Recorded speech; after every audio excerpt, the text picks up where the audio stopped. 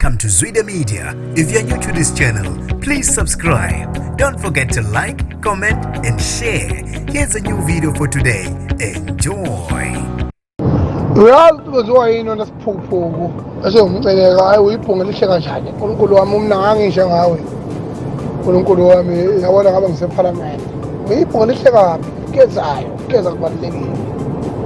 oyibona ukuthi ugeza physically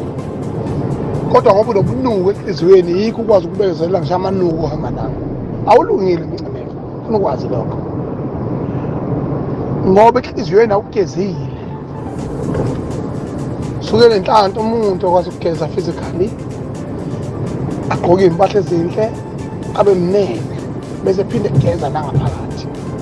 mawucabanga omakhelwane bakho nabantu abaziya abayizihlobo nohlala nabo emhlanganweni abanye abagcine ngokuthi babe clean bagcina bese befakaza nangenkolo ukuthi bangaka abantu abanjalo Mcineka ngaphandle bese beba njalo nangaphakathi awulungile Mcineka uyinyoka Mcineka uyaxoka Mcineka ulubulele ikusasa lakhe maskandi awuyilutho ngenxa yokuthi ubulawa wena uyizusha ngesandla ngibonga mina kwaba bamkhulu abami ngihamba nabo ukuthi sebekwazile ukuthi bangitshengise ukuthi ubole kangakanani cabanga umuntu onjengawe ekline njalo emehlweni omhlaba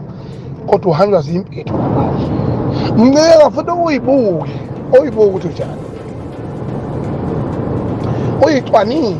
uyicwanile ngokujulile lento ekuthiwa umuntu uyena umuntu kodwa ubuntu awunabo ngoba umuntu ongenabo ubuntu awuyena umuntu Mcineka lapho ufika ube ingozi khona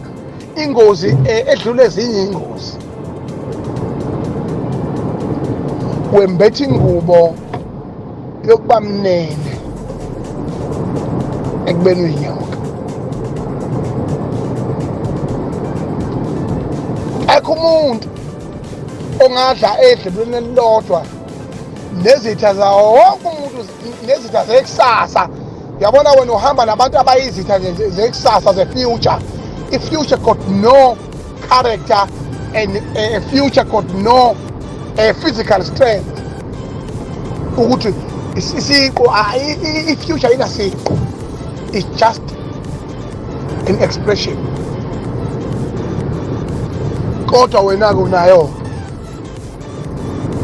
into enjalo yokuthi wena uhamba nabantu abayizitha abakwazi ukuhlasela ikusasa la bayobe bengekho khona abayobe bekhonjwe emzileni njengoShaka noDingane.